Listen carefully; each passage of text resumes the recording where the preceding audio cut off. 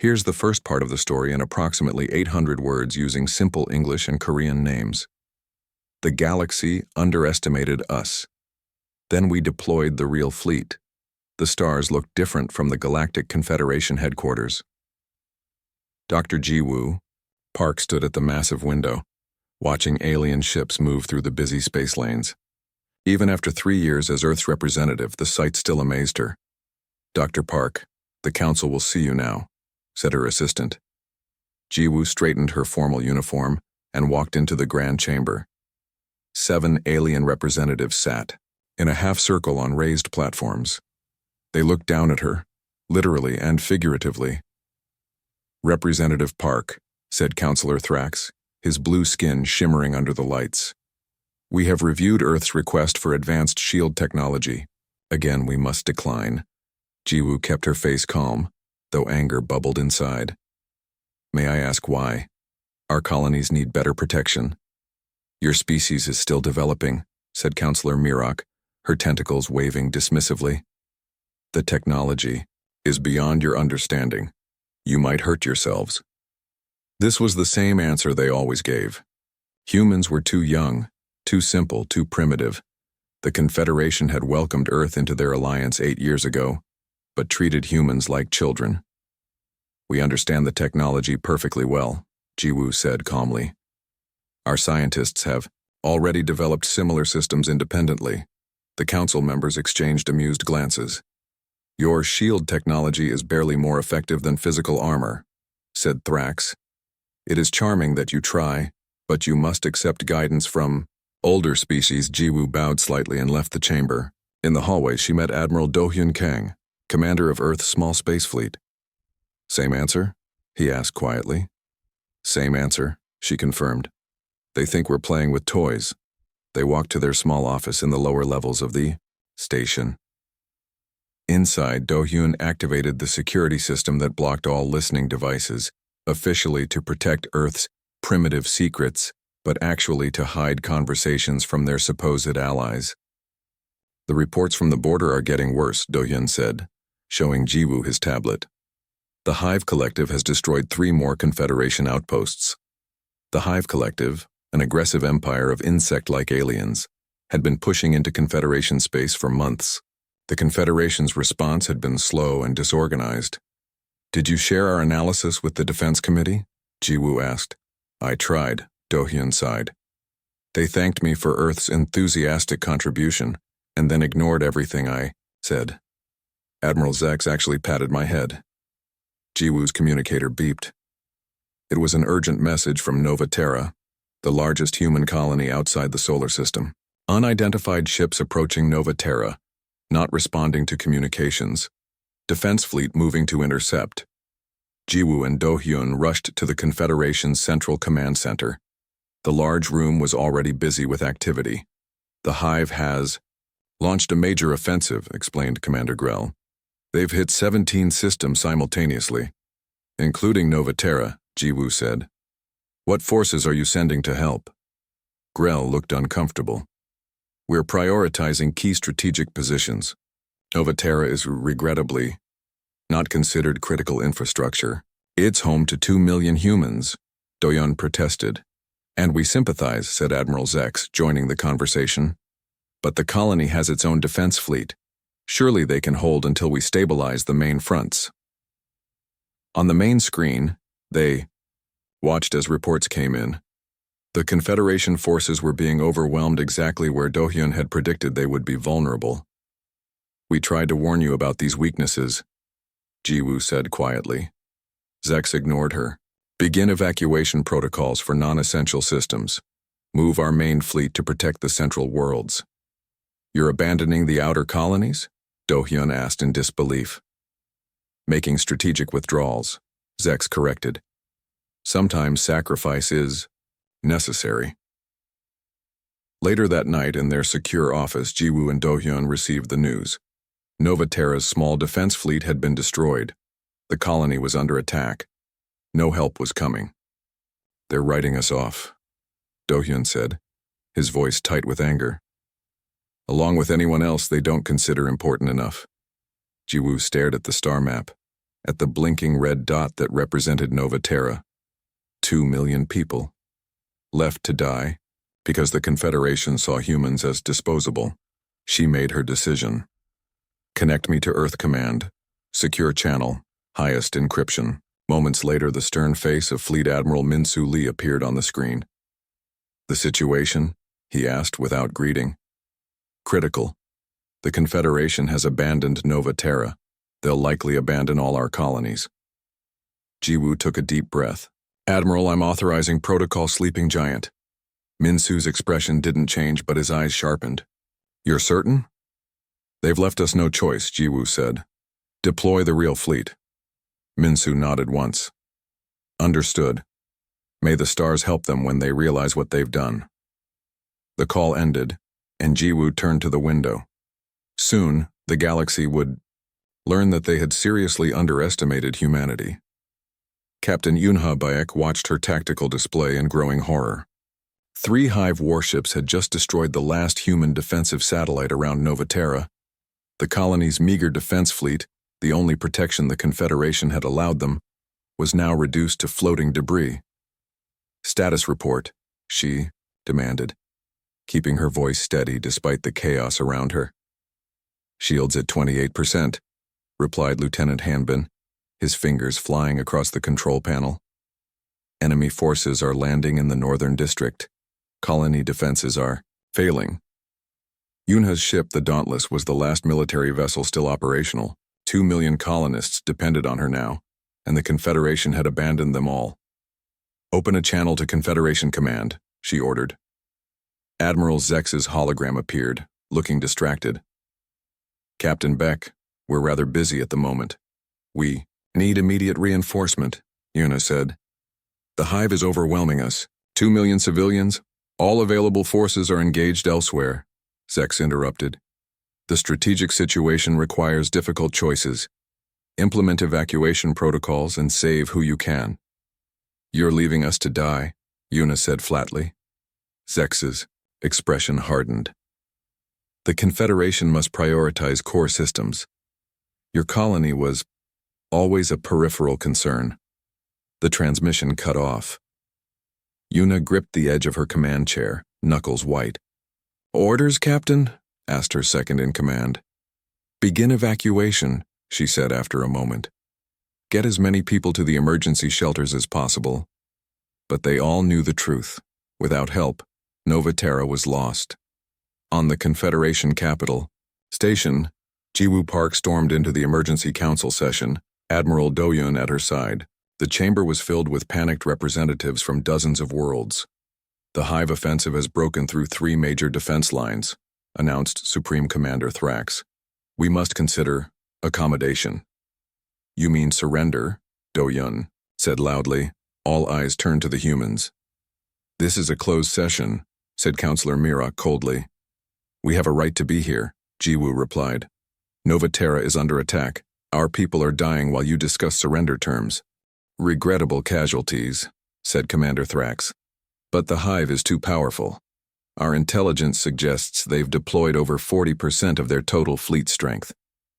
And where is the Confederation fleet? Do-Yun demanded.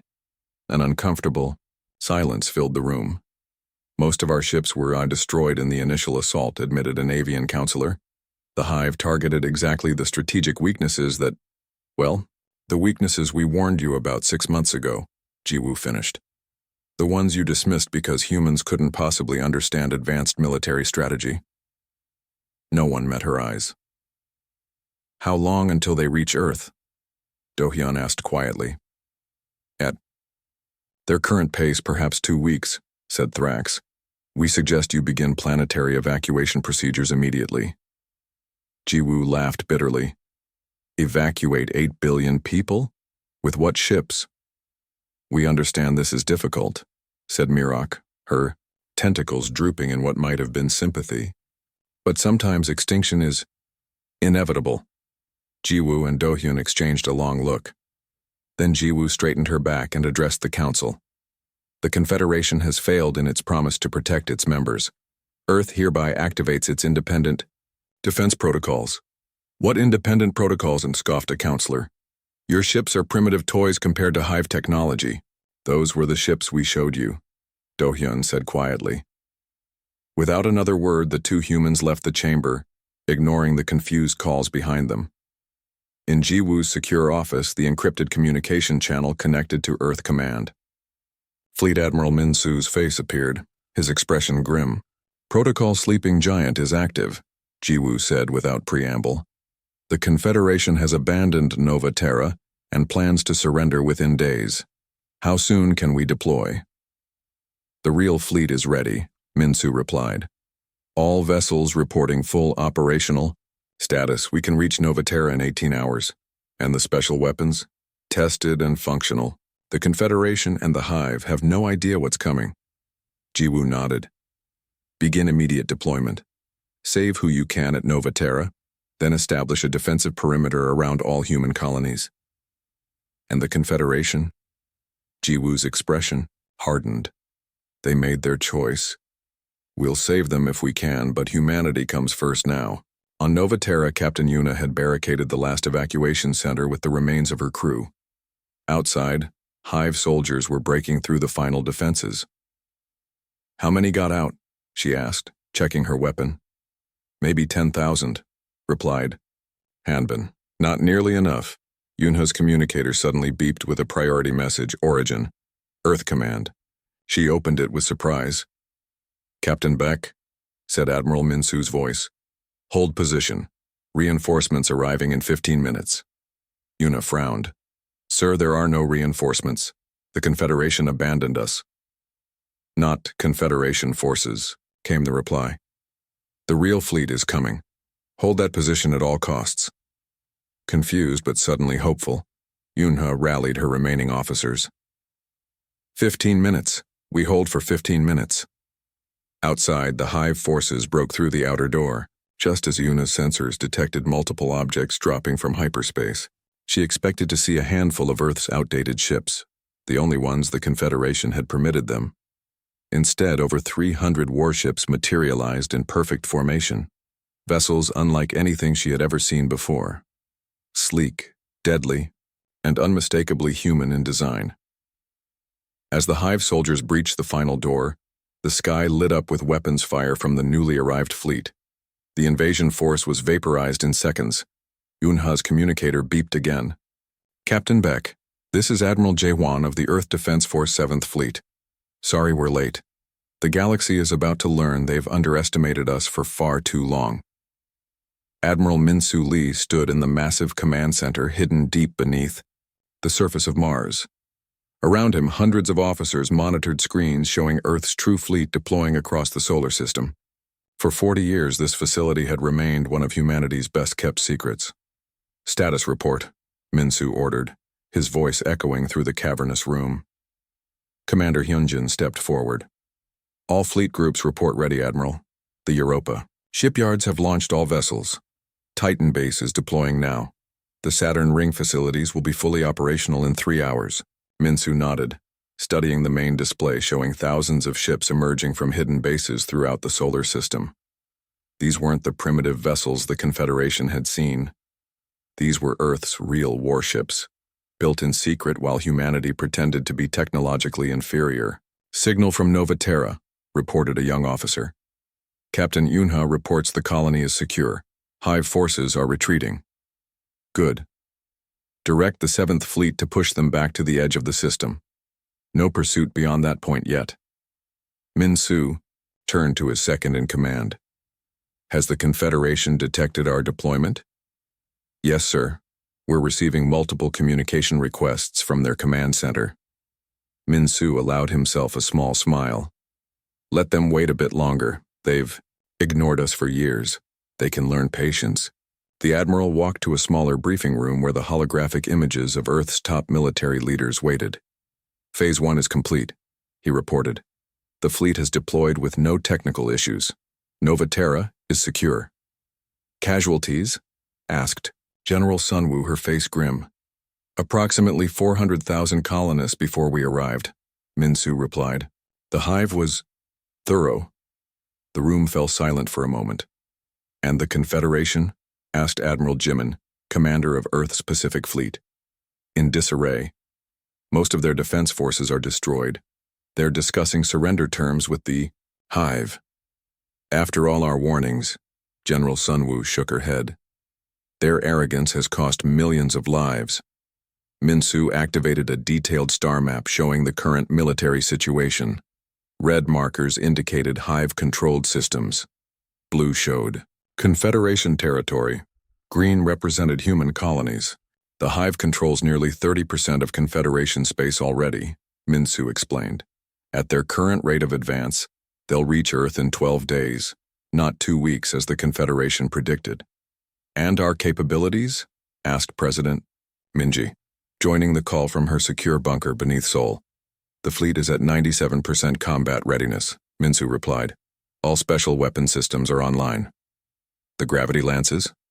Tested and operational. The Hive has no defense against them. President Minji nodded slowly. How long have we prepared for this day, Admiral? Since first contact, Madam President. 40 years of building, training, and waiting. The President's expression was solemn. I had hoped we would never need to reveal our true capabilities, that the Confederation would be the peaceful alliance they claimed to be. They were peaceful because they faced no real threats, General Sunwoo said.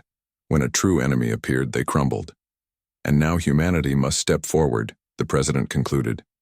Admiral, you have authorization to proceed with the full defensive plan. As the call ended, Minsu returned to the main command center. The massive screen now showed Confederation representatives desperately trying to communicate with Earth. Put them through, he ordered. The worried face of Supreme Commander Thrax appeared. Admiral Lee, what is the meaning of this? Our sensors detect thousands of warships deploying from your system. Exactly what it appears to be, Commander, Minsu replied calmly. Earth is defending itself and its colonies. But these vessels, they're far beyond the technology level you've shown us. This violates all technology sharing protocols. Minsu's expression hardened. Those protocols only apply to technology we received from you. These ships were developed independently by Earth. Impossible, sputtered Thrax. Your species has only had space travel for a century. And in that century, we learned not to reveal our full capabilities to untested allies, Minsu said. A lesson your Confederation might have benefited from. You deceived us? All these years? We protected ourselves, Minsu corrected, while hoping we'd never need to deploy these forces. Thrax's expression shifted from shock to calculation. These ships, they could turn the tide against the Hive. They will turn the tide, Minsu said firmly, starting with the defense of human colonies. Then we'll discuss helping your worlds. But we are allies. Allies don't abandon each other, Minsu replied. You left millions of humans to die. Remember that when you question our priorities. He cut the transmission and turned to his officers. Deploy all fleets according to Operation Sleeping Giant. Phase 2 begins now. Throughout the solar system, humanity's hidden might emerged fully into the light. Ships that had trained in secret for decades formed into battle groups and accelerated toward their targets. Weapons that no alien species had ever witnessed powered up. From her office on the Confederation station, Dr. Ji-Woo Park watched the sensor feeds with grim satisfaction. The deception was over. Humanity had revealed its true face to the galaxy, and the galaxy would never underestimate them again. Captain Yuna Bayek stood on the bridge of her new ship, the Vindication.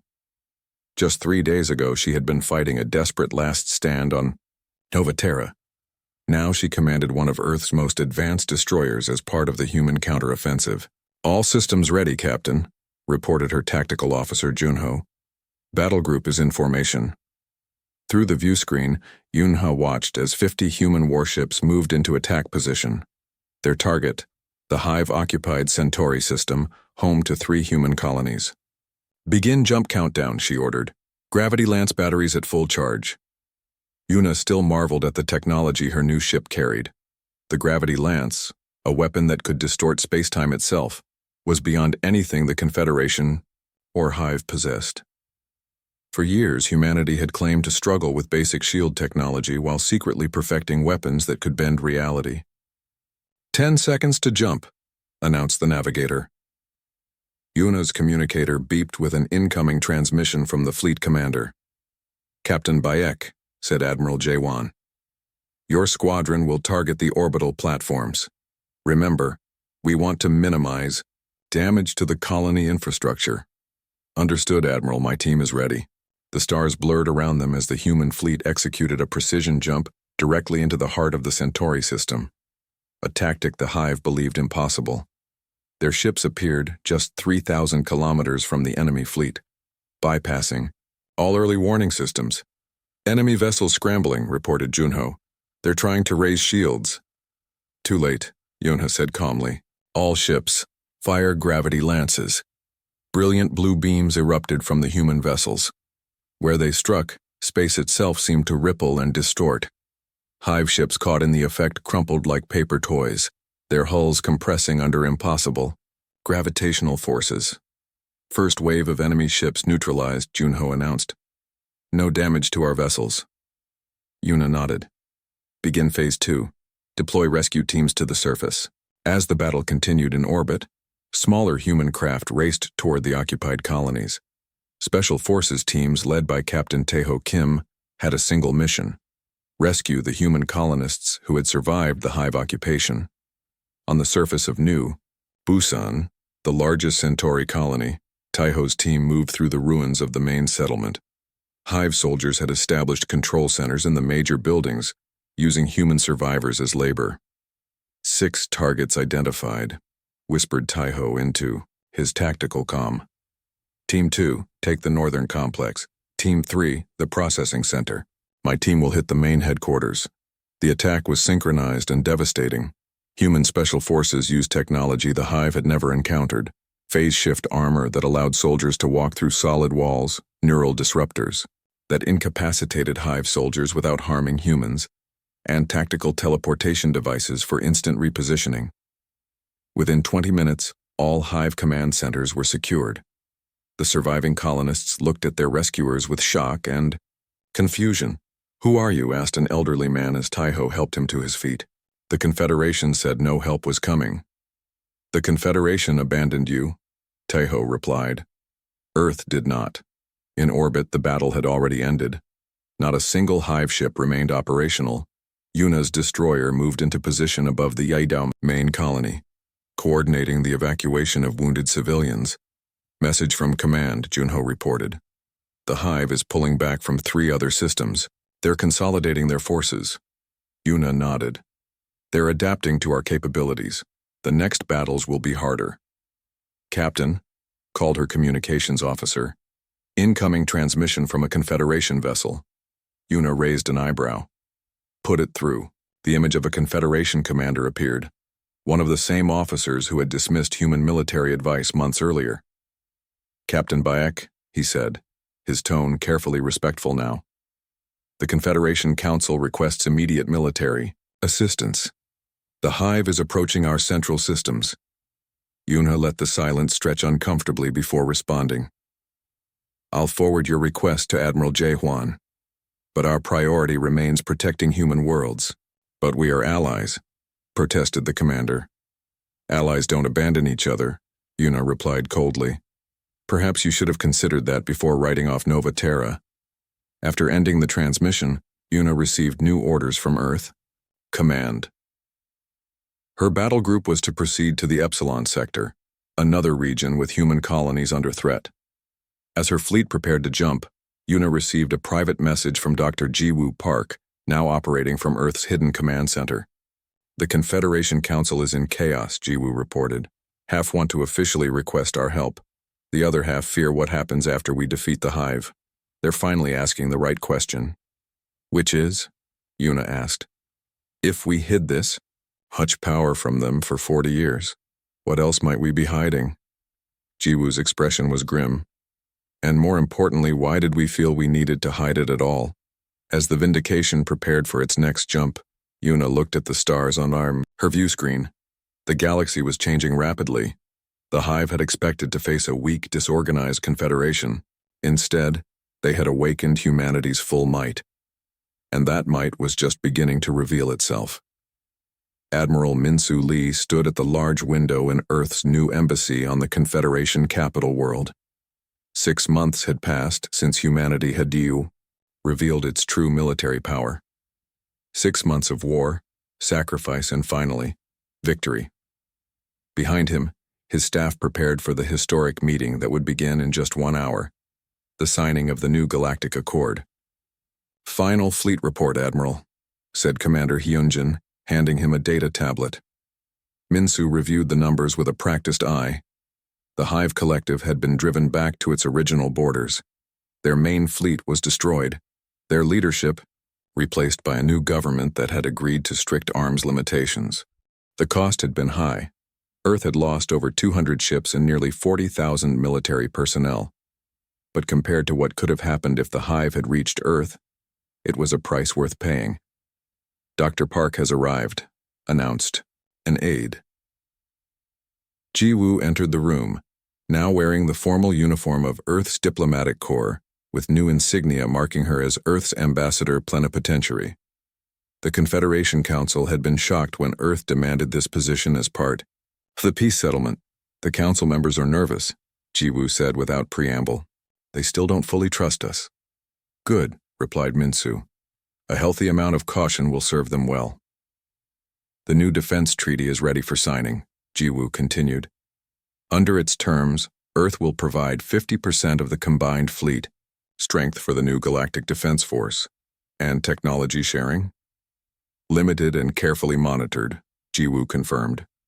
"We'll share defensive systems first. Weapons technology only after proper safeguards are established." Minsu nodded in approval. After decades of being treated as technological infants, humans would now control the most advanced military technology in known space. The balance of power had shifted dramatically. "How are our colonies?" he asked, changing the subject. "Recovery. Efforts continue," Ji-woo said. "Captain Yuna has been promoted to Admiral. She's overseeing the rebuilding of Nova Terra. Captain Tejo's special forces are helping restore infrastructure on the other damaged colonies." A chime sounded, indicating it was time to move to the grand chamber for the signing ceremony. As out they walked, Minsu reflected on how quickly things had changed. 6 months ago, the Confederation had dismissed humans as primitive newcomers. Now those same aliens watched Earth with cautious respect, and no small amount of fear. The Great Hall was filled with representatives from over 100 species.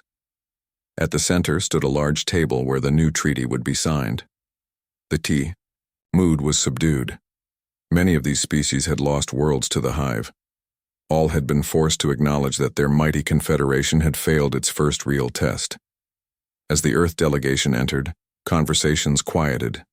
Minsu felt the weight of countless alien eyes following his movement. These beings now understood that humans had deceived them for 40 years, building forces in secret while presenting a facade of technological backwardness. President Minji led the Earth delegation, her face solemn as she took her place at the Kier table. The Confederation High Chancellor, a tall avian being named Crux, stood opposite her. "Today we forge a new path forward," Crux announced, his translator conveying his words to all present. "The Galactic Accord will ensure peace and security for all our worlds." The signing process began, each species adding their mark to the historic document. When it reached President Minji, she paused, looking out at the assembled representatives. "Earth joins this accord with hope for true cooperation," she said clearly. "We have shown what humanity can do when threatened. We prefer to show what we can build when at peace." The subtle warning in her words was lost on no one.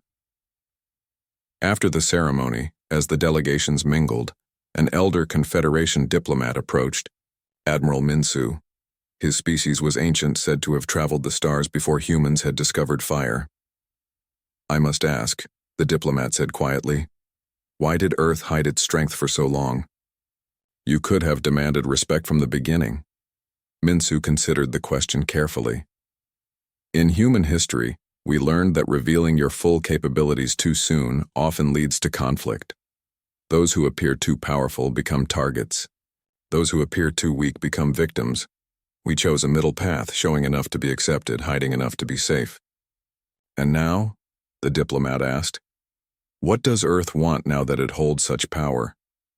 Minsu looked across the room where Captain Yunha was speaking with representatives from worlds that had been liberated by human forces. Despite everything, humans, we're still reaching out, still building connections. We want what we've always wanted, Minsu replied simply. A safe place in the galaxy for our children to grow, the freedom to develop in our own way, and allies who value us for more than our weapons. The diplomat nodded slowly. Perhaps we have underestimated your wisdom as much as your strength. As the gathering continued, Jiwoo joined Minsu by the window overlooking the gleaming city. "Do you think it will last?" she asked softly. "This peace?" Minsu watched as human officers spoke with their alien counterparts, beginning the difficult work of building trust after deception. "It will last," he said with quiet confidence, "because now they know what happens when it doesn't." Outside the window, Earth ships patrolled alongside Confederation vessels, their advanced designs no longer hidden, their power no longer denied. The galaxy had underestimated humanity once. That mistake would not be made again.